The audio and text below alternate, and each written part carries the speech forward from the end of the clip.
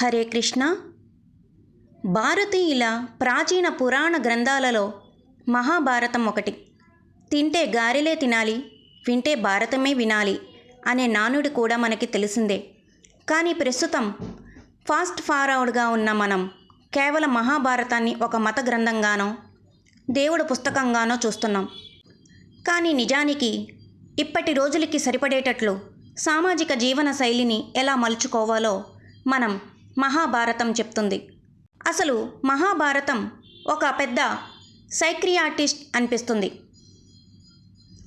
ఒకసారి మహాభారతం చెప్పిన కొన్ని ముఖ్యమైన జీవిత పాఠాలు చూద్దాం.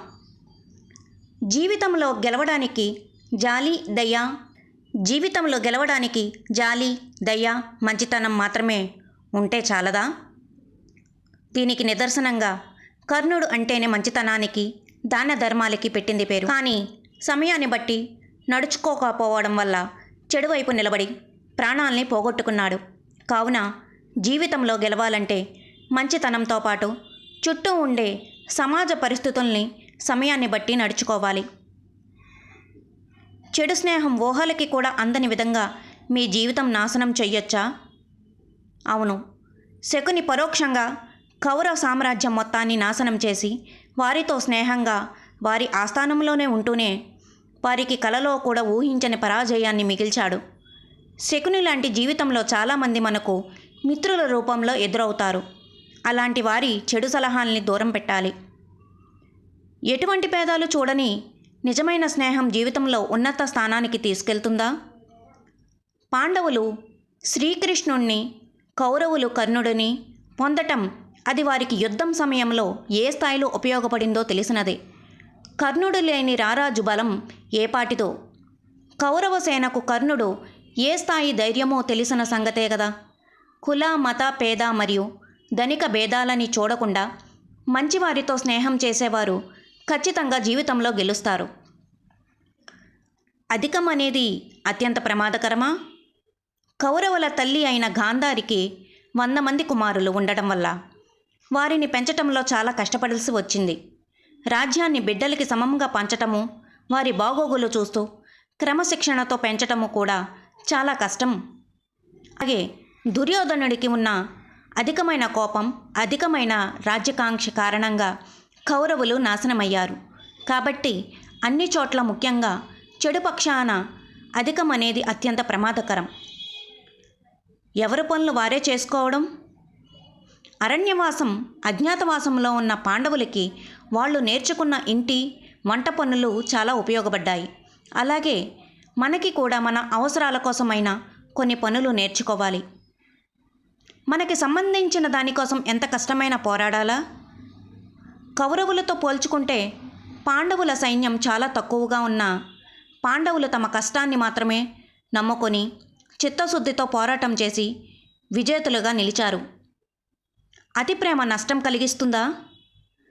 ధృతరాష్ట్రుడు అటు బిడ్డల మీద ప్రేమ, ఇటు తను నమ్ముకున్న సిద్ధాంతాల మధ్య ఎలా నలిగిపోయాడో, కొడుకుల వినాశనం అంతా తెలుస్తున్నా వారి తప్పుల్ని ఆపలేకపోయాడు.